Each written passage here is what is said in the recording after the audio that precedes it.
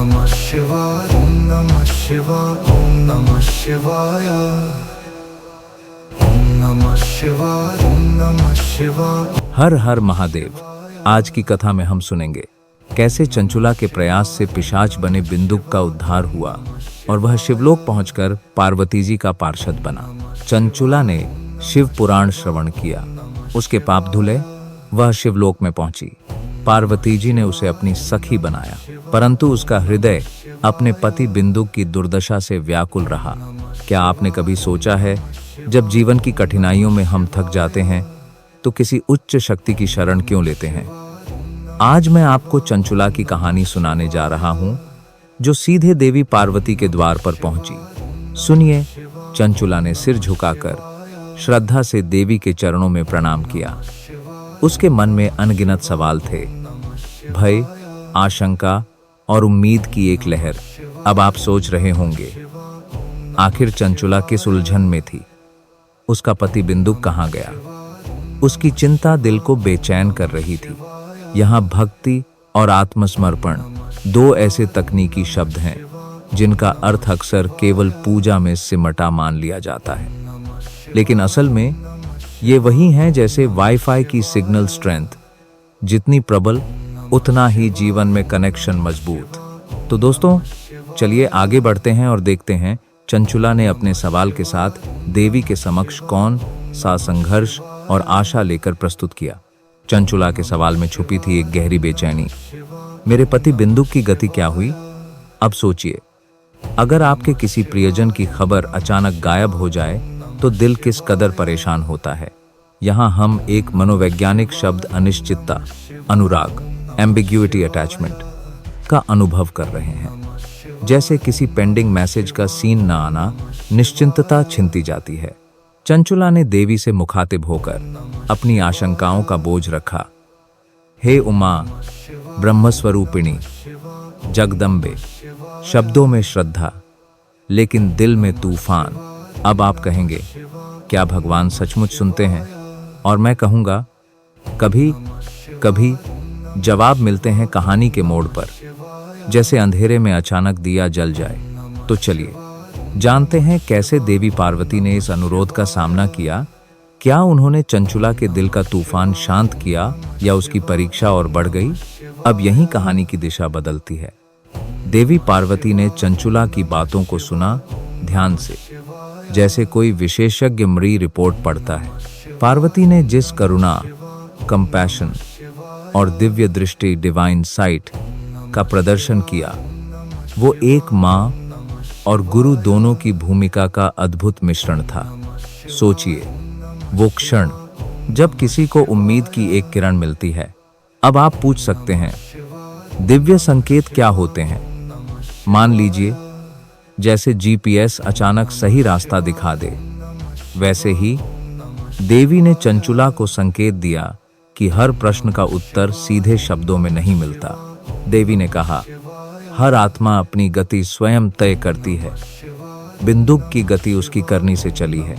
तो दोस्तों, कभी कभी सवालों का जवाब हमारे कर्मों और धैर्य में छुपा होता है, और यही इस कहानी का अगला मोड़ है।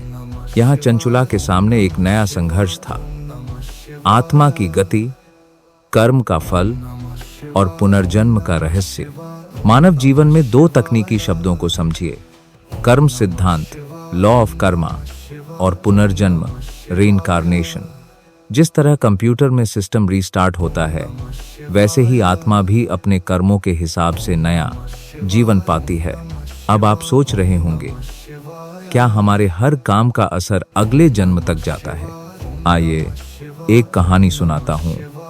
एक किसान ने बंजर जमीन में बीज बोए, बरसों तक परिणाम नहीं दिखा, लेकिन एक दिन अचानक हरी भरी फसल लहलहा उठी। यही है कर्म का फल, देर से सही लेकिन तय है। चंचुला के चेतन मन में द्वंद्व था। क्या बिंदुक का भविष्य उसके अतीत से जुड़ा है?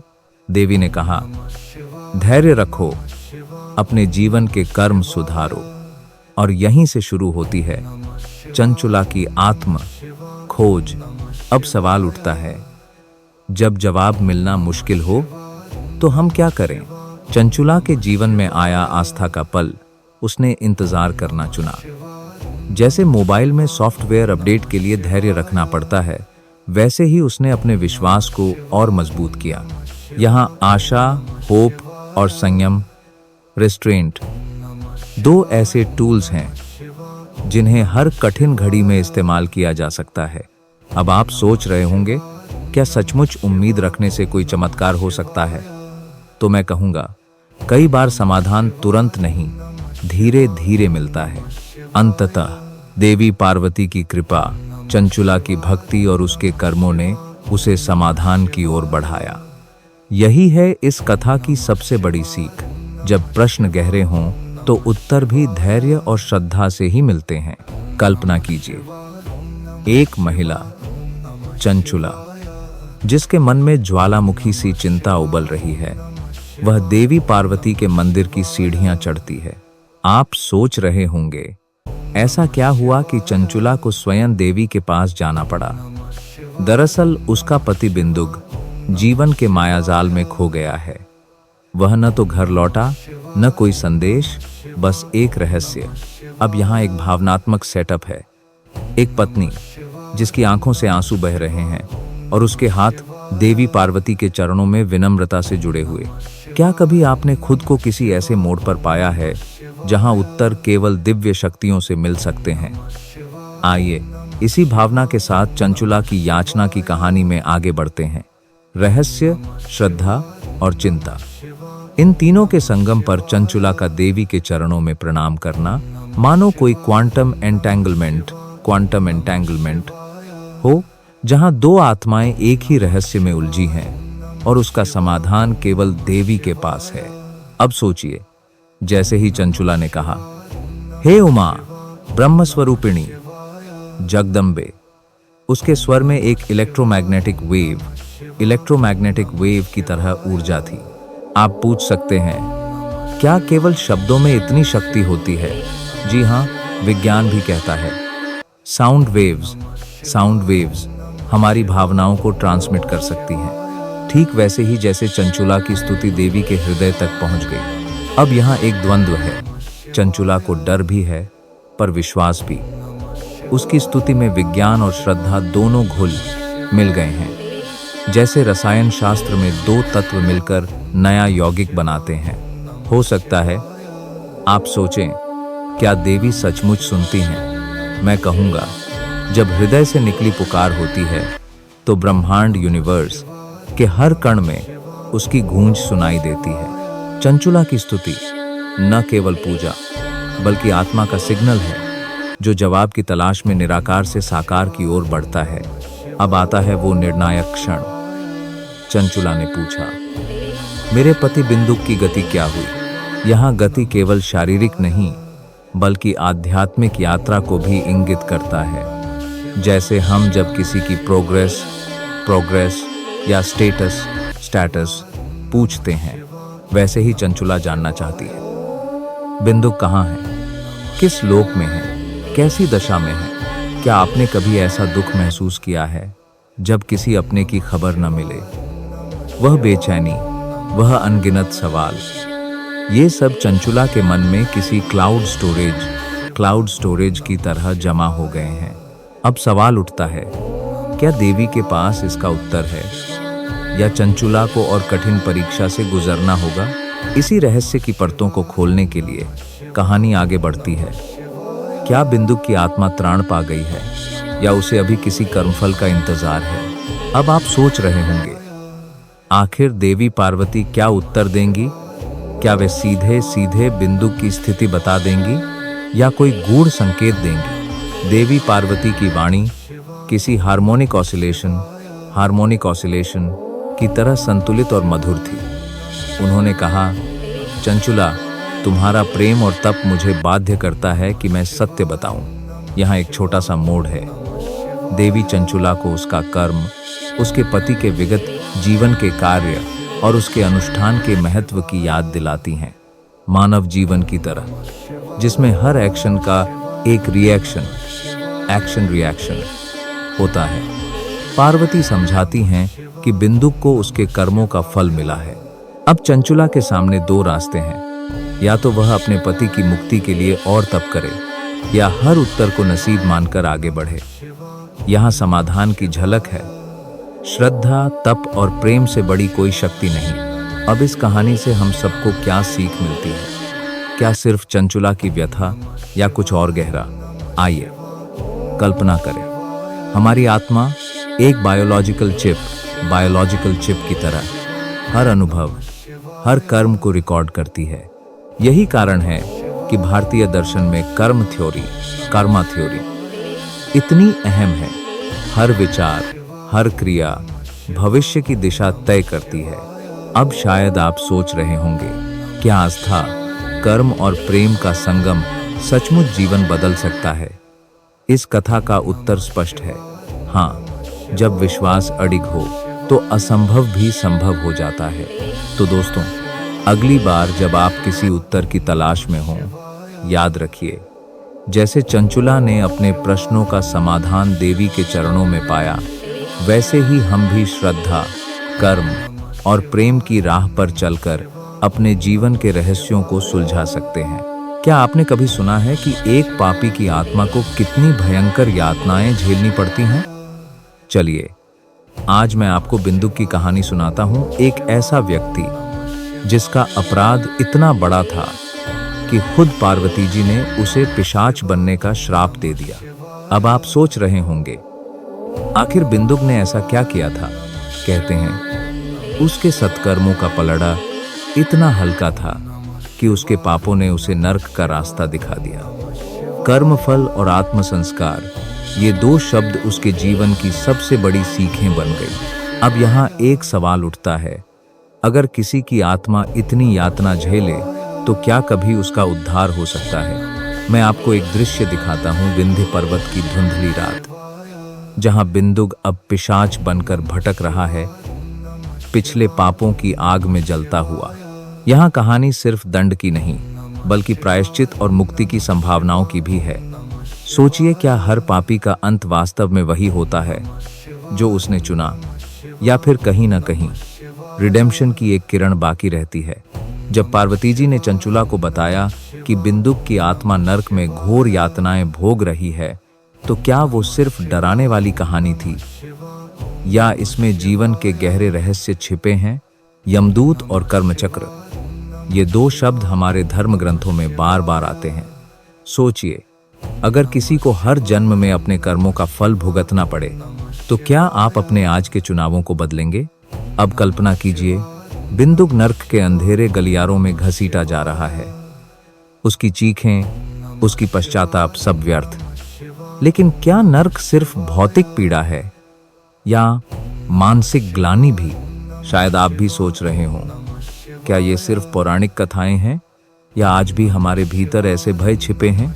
मुझे याद है, दादी अक्सर कहती थीं, पाप से डरना, भगवान से नहीं। यही तो है नरक की असली सीख, अपने कर्मों के प्रति सजग रहना।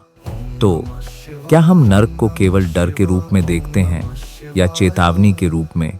अब चलिए कहानी के सबसे भावनात्मक मोड़ पर आते हैं। चंचुला, जिसने पार्वती जी से बिंदुक की दशा सुनी, उसका दिल टूट गया। सोचिए, जब किसी अपने के लिए ऐसा भयंकर सत्य पता चले तो दिल पर क्या गुजरती है। चंचुला की हालत ऐसी थी जैसे किसी ने उसके भरोसे की जमीन खींच ली हो। संवेदना और परिवर्तन, ये दो शब्द उसकी आंखों में साफ झलक रहे थे। अब आप पूछ सकते हैं, क्या चंचुला खुद को दोषी मानती थी? चलिए मान लेते हैं कि वह सोचती रही, काश मैंने बिंदुक को सही राह दिखाई होती। ऐसी परिस्थिति में हम सब खुद को उसके स्थान पर रखकर देखें, क्या हम दूसरों के पापों के लिए जिम्मेदार महसूस करते हैं? यहीं आता है कहानी का भावनात्मक चरम दुहक, अपने साथ जिम्मेदारी और परिवर्तन की चिंगारी भी लाता है। तो क्या चंचुला इस दुहक को अपनी शक्ति बना सकेगी? अब सवाल उठता है, क्या पिशाच रूप में बिंदुक का जीवन हमेशा के लिए अभिशप्त रहेगा, या फिर कर्मों के जाल से निकलकर वह मुक्ति पा सकता है? पुनर्जन्म और मुक्ति, ये दो कॉन्सेप्ट भारतीय दर्शन की आत्मा है। जैसे एक बीज मिट्टी में दबकर भी नया जीवन पा सकता है, वैसे ही क्या आत्मा भी पापों से ऊपर उठ सकती है? मुझसे कई बार लोग पूछते हैं, क्या सचमुच कोई रास्ता है रिडेम्पशन का?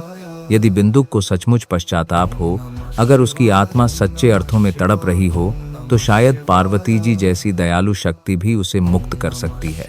तो अब सोचिए, क्या हम सबके जीवन में रिडेम्पशन की कोई संभावना छिपी है, या फिर जो हो गया वो हमेशा के लिए पत्थर की लकीर बन जाता है? अब आखिर में चलिए सोचते हैं, बिंदुक, चंचुला और पार्वती जी की यह कहानी हमारे लिए क्या मायने रखती है? आत्मनिरीक्षण और प्रेरणा, दो ऐसी संकल्पनाएं जो इस कथा की आत्मा है। आपने कभी सोचा है, हमारे छोटे छोटे कर्म भी भविष्य को कितना गहराई से प्रभावित करते हैं? अब आप कहेंगे, ये सब तो पुरानी बातें हैं, लेकिन क्या वास्तव में ऐसा है? Let me tell you a story. जब भी मैं गलत काम करता था, माँ एक कहानी सुनाती थी, जिससे मैं खुद को टटोलने लगता था। शायद यही है इन पौराणिक कथाओं की शक्ति।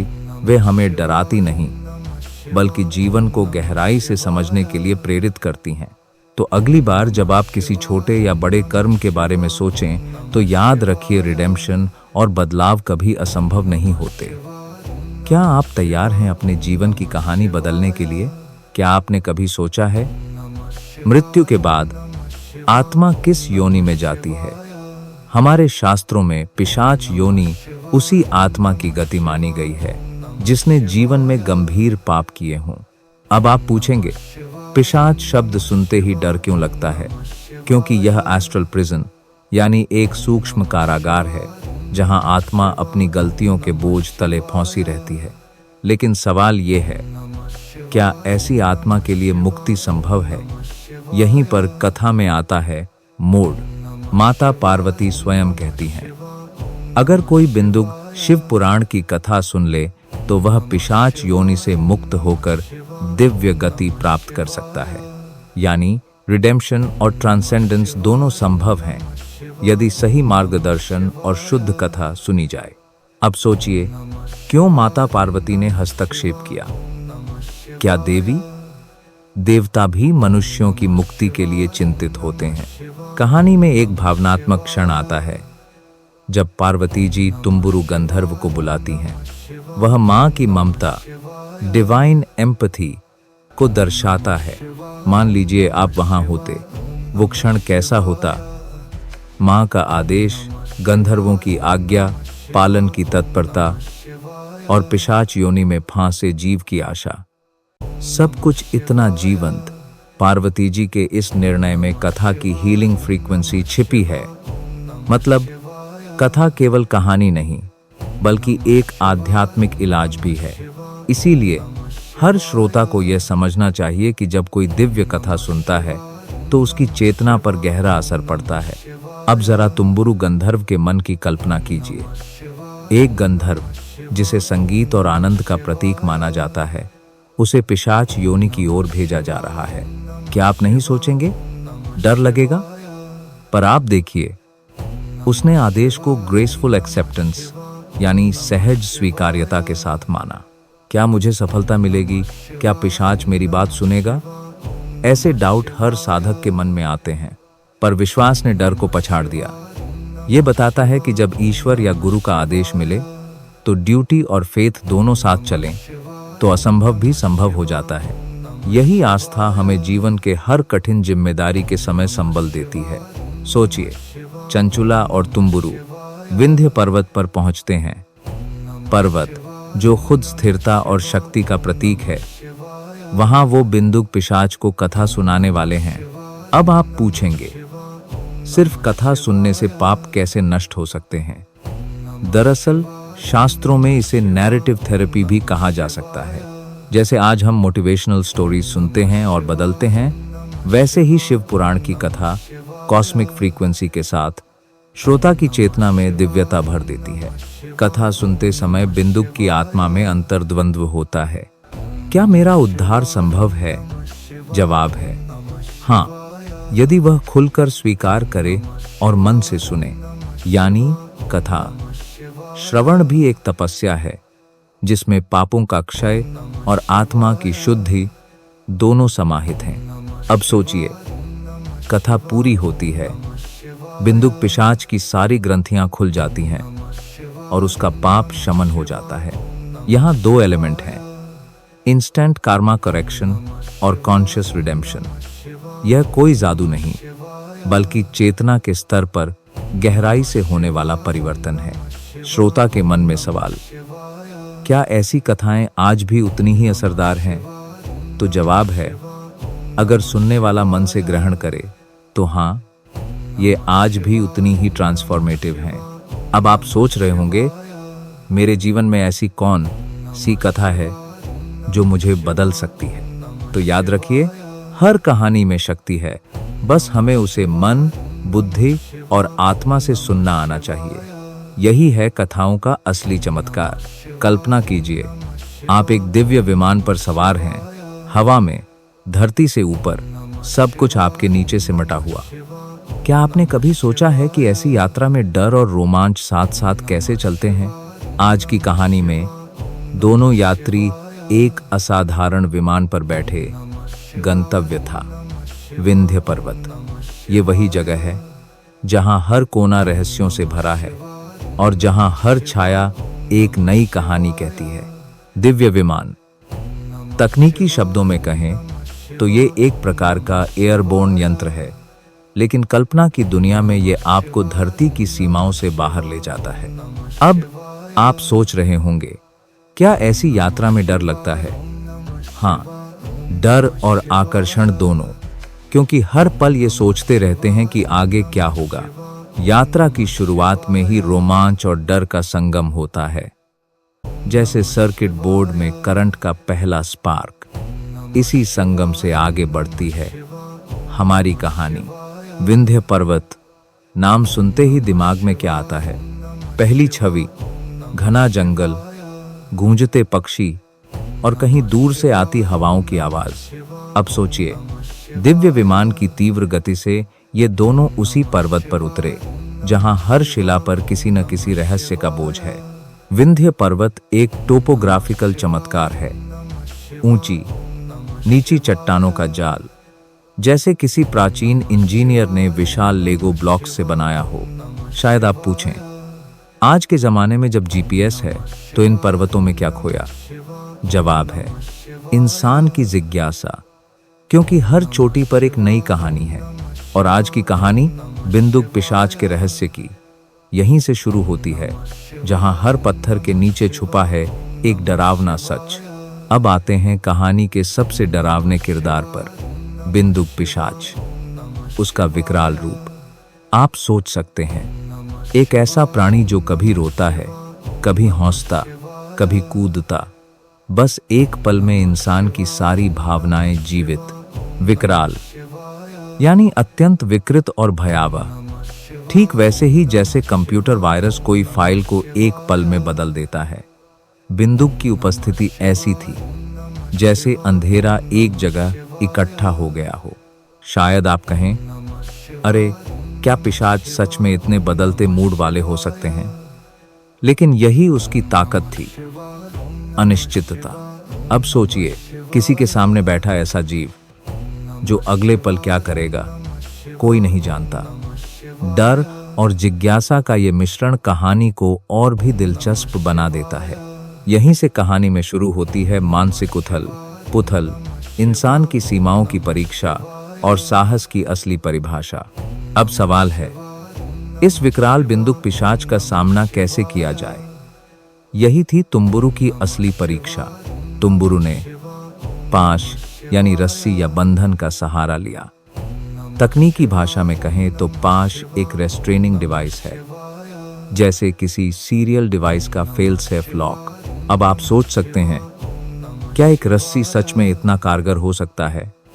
लेकिन असल लड़ाई बाहरी नहीं, भीतर चल रही थी, मनोबल की। तुम्बुरु ने पिशाच को पाश से बांधकर उसे एक आसन पर बैठाया। इसका मतलब नियंत्रण की कला और डर को सामने बैठाकर उसका सामना करने का साहस।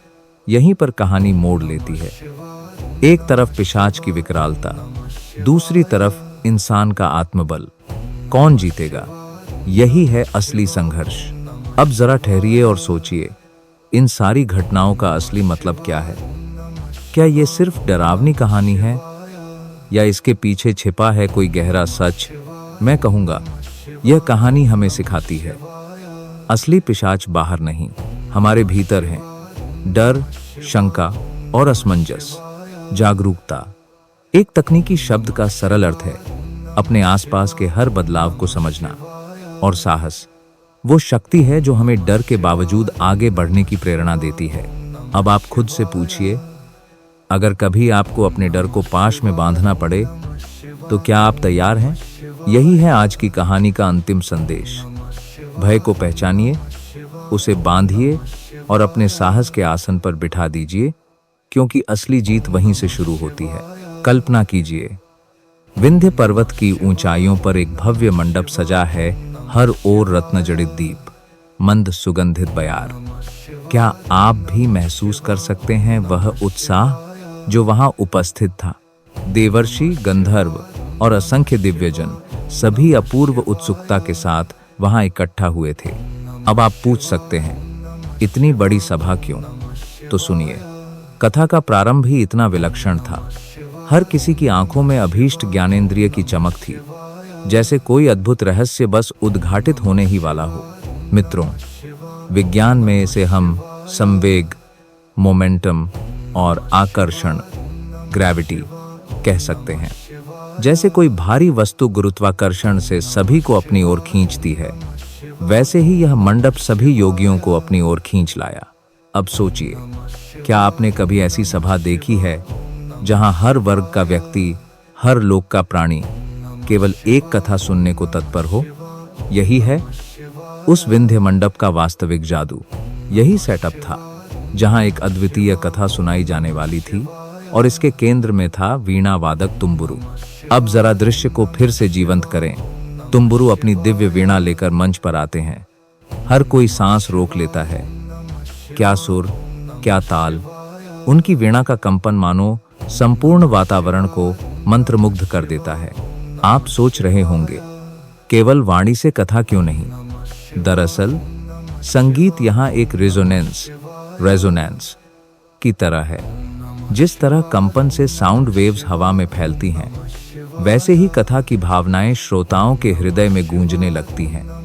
तुम्बुरु का कहना था, हर कथा में स्वर और लय का योगदान उतना ही अहम है जितना रासायनिक अभिक्रिया, केमिकल रिएक्शन में उत्प्रेरक कैटलिस्ट का। यही कैटलिस्ट बनती थी उनकी वीणा। मैं आपको एक छोटा किस्सा सुनाऊं। एक बार एक साधारण सभा में कथा सुनाई गई थी। सब शांत रहे, लेकिन जब तुम्बुरु ने वही कथा वीणा के साथ गाई, वहां उपस्थित हर व्यक्ति की आंखें नम हो गईं। यही है संगीत की जादुई शक्ति। तो अब मंच तैयार है। संगीत के सुरों के साथ कथा का आरंभ होने जा रहा है। क्या आप तैयार हैं उस अनुभव के लिए? अब कथा का असली सार शुरू होता है। तुम्बुरु ने एक एक कर सप्त संहिताएं सुनानी शुरू की। विद्येश्वर संहिता, रुद्र संहिता, कोटि रुद्र, उमा संहिता, कैलाश संहिता, शतरुद्र संहिता, वायु संहिता। आप सोच रहे होंगे, 7 संहिताएं क्यों? चलिए थोड़ा गहराई में चलते हैं।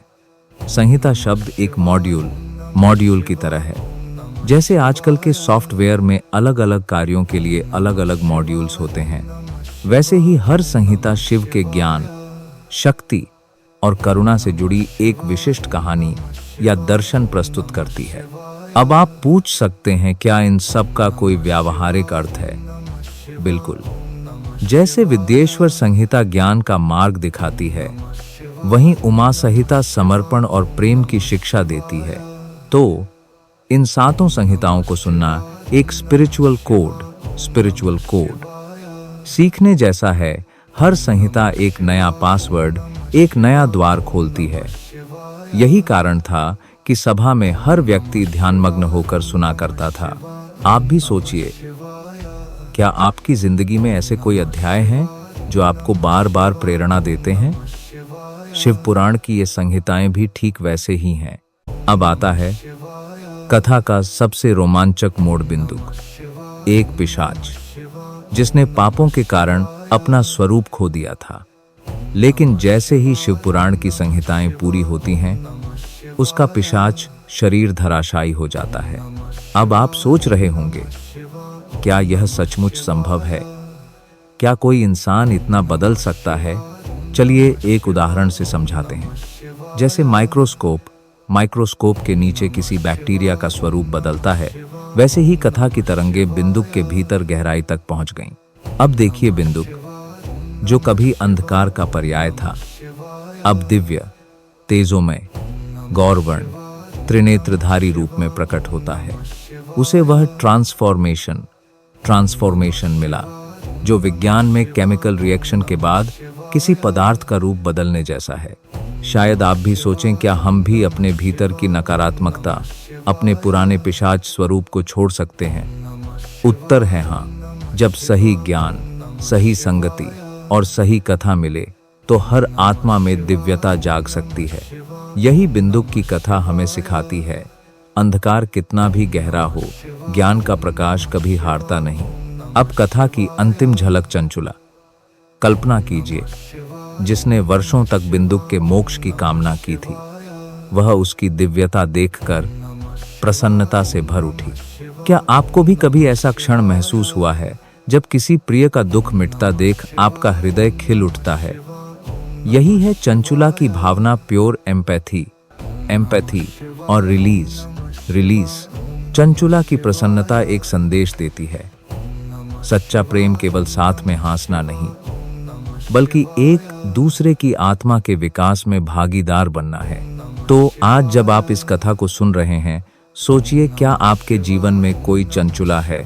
क्या आप भी किसी के लिए मोक्ष, बदलाव या नवजीवन की कामना कर सकते हैं? इस कथा का अंत केवल एक कहानी नहीं, बल्कि आपके जीवन के हर संबंध में नई शुरुआत का प्रतीक है। अगली बार जब आप प्रेम में किसी के बदलाव की गवाही दें, तो याद रखिए, विंध्य पर्वत की उस सभा जैसी दिव्यता आपके आस पास भी है। क्या आपने कभी सोचा है, एक इंसान अपने जीवन में कितनी बार भटकता है? बिंदुक और चंचुला की कहानी इसी सवाल का जवाब देती है। यह केवल साधारण कथा नहीं, बल्कि यह बताती है कि कैसे गलतियां, कष्ट और भ्रम जीवन का हिस्सा हैं। आप पूछेंगे, क्या इन सब से रहकर मुक्ति संभव है? आइए इन दोनों के प्रारंभिक संघर्ष को समझें। बिंदुक के जीवन में मोह और वासनाओं का अंधकार था, यानी अविद्या, अज्ञान का जाल। वहीं चंचुला मोह, माया के बंधनों में उलझी थी, बिल्कुल वैसा जैसे कंप्यूटर में वायरस फाइलों को संक्रमित कर देता है। उनके जीवन का संघर्ष यही था, पाप और भ्रम से मुक्ति कैसे मिले? आज की भाषा में कहें तो ये अस्तित्व का रीसेट बटन ढूंढ रहे थे। अब सोचिए, अगर आपके पास अपनी जिंदगी बदलने का कोई वाहन आ जाए, आप क्या करेंगे? बिंदुक और चंचुला के लिए यह वाहन था तुम्बुरु और उसका दिव्य विमान। क्या यह सिर्फ पौराणिक कल्पना है या भीतर की यात्रा का प्रतीक? कभी कभी जीवन में ट्रिगर या कैटलिस्ट चाहिए, जैसे रसायन विज्ञान में उत्प्रेरक जो रिएक्शन को तेज कर दे। तुम्बुरु बिल्कुल ऐसा ही उत्प्रेरक था। उसने दोनों को दिव्यता की ओर ले जाने के लिए आमंत्रित किया। आप सोच रहे होंगे, ऐसा मौका हमें कैसे मिलेगा? दरअसल ये विमान हमारे लिए सद्गति या सही दिशा का प्रतीक है, जो हमारे आसपास मौजूद शुभ संस्कारों या सत्संग के रूप में आता है। अब कल्पना कीजिए, पुष्प वर्षा, दिव्य प्रकाश और मंगल ध्वनियां, यानी हर ओर सकारात्मक ऊर्जा। जब बिंदुक और चंचुला इस दिव्य विमान पर चढ़े, तो ये केवल स्थान परिवर्तन नहीं था, बल्कि मनोवृत्ति का रूपांतरण था। मनोवृत्ति यानी एटीट्यूड। जैसे सॉफ्टवेयर अपडेट होने पर सिस्टम फास्ट और सुरक्षित हो जाता है, इस यात्रा में वे अपने पुराने पाप, कष्ट और भ्रम को पीछे छोड़ रहे थे। आप शायद पूछते होंगे, क्या सचमुच ये इतना आसान है? नहीं, लेकिन जैसे डाटा क्लीनिंग के बिना कोई प्रोग्राम ठीक से नहीं चलता, वैसे ही आत्मा की सफाई जरूरी है। ये यात्रा है आंतरिक शुद्धिकरण की। शिवलोक पहुंचना क्या है? क्या ये कोई स्वप्निल जगह है या आत्मिक शांति की अवस्था? भगवान शंकर ने बिंदुक को अपना पार्षद और देवी पार्वती ने चंचुला को सखी बना लिया। इसका अर्थ है परम चेतना के साथ एकात्मता। यहाँ पार्षद एक टेक्निकल टर्म है, किसी उच्च संस्था में सम्मिलित सदस्य, जैसा कि किसी प्रतिष्ठित टीम का सदस्य होना। और सखी अर्थात घनिष्ठ मित्रता, सहयोग। आप सोच रहे होंगे, क्या हम भी इस स्तर तक पहुंच सकते हैं? बिल्कुल। जब आप अपने जीवन में अच्छा करते हैं, अच्छे विचार रखते हैं, तब आप भी उस दिव्यता की टीम में शामिल हो जाते हैं।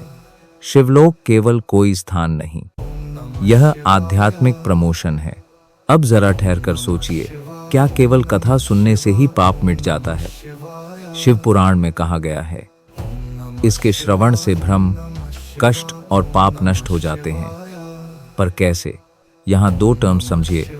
श्रवण यानी अटेंटिव लिसनिंग और स्मृति यानी रिकलेक्शन।